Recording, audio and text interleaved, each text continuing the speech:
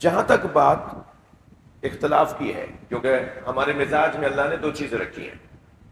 ایک ہمیں بھولنے والا بنایا ہے، نسیان کے خاندان کا انسان ہے. انسان ہے نا، انسان یعنی نسیان. انسان یعنی نسیان. ایک معنی انسان کے ہیں نسیان، ایک معنی انسان کے ہیں انس. یا انس کے خاندان کا یہ لفظ ہے یا نسیان کے خاندان کا یہ لفظ ہے انسان. انس کے خاندان کا ہے، تبھی تو ہم اجتماعی زندگی گزارتے ہیں. ہم ایک دوسرے سے مانوس ہو جاتے ہیں، ایک دوسرے پہ بھروسہ کرنے لگتے ہیں، ایک دوسرے پہ اعتماد کرنے لگتے ہیں. ہم مانوس ہو جاتے ہیں، انس پیدا کر لیتے ہیں، اس لیے انسان ہے. دوسرا سبب ہم انسان ہیں اس لیے کہ ہمارے یہاں نسیان پایا جاتا ہے، بھولنا پایا جاتا ہے. 6 دن پہلے ہم نے کیا سوچا تھا، کیا چاہا تھا، کیا کھایا تھا، کس کس سے ملے تھے. اگر ڈائری مینٹین نہ ہو رہی ہو مصروف لوگوں کی تو انہیں تو صبح کا نہیں پتا ہوتا کہ آج ہم کس کس سے ملے ہیں.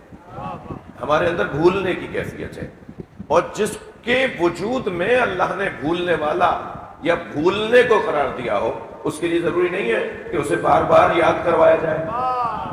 عزیزان گرامی، وہی نماز، وہی اذان جو فجر میں دی تھی، وہی ظہر میں، وہی مغربین میں.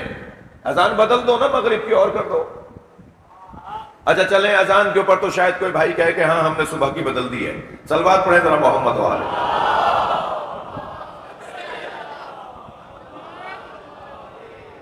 لیکن نماز وہی 2 رکعت فجر کی، وہی نماز دوبارہ ظہر میں پڑھیں گے 2 رکعت بڑھا کے، وہی عصر میں پڑھیں گے تو 2 رکعت بڑھا کر 4 رکعت.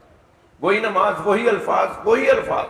حتیٰ رکوع کا ذکر بھی بدلنے کی اجازت نہیں، حتیٰ سجدے کا ذکر بھی بدلنے کی اجازت نہیں ہے، تشہد کو بدلنے کی اجازت نہیں ہے. سورہ الحمد کے بغیر نماز نہیں ہوگی. یا اللہ صبح بھی پڑھ لی تھی الحمد، تک کوئی اور سورہ پڑھ لے، کوئی اجازت نہیں ہے. خبردار وہی سورہ دوبارہ پڑھو. یعنی دن میں 5 مرتبہ ایک جیسی نماز پڑھنے پر کوئی اعتراض نہیں، 1 سال کے بعد عزاداری پر اعتراض.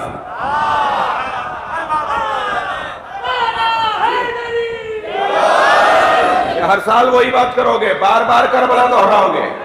ارے بھائی ہم انسان ہیں، انسان کے اندر بھولنے کا مادہ ہے. اسے بار بار دہراؤ، بار بار یاد دلاؤ تاکہ یہ اپنی منزل پر پلٹ کر آتا رہے. صلوات پڑھ لیں محمد و آل محمد.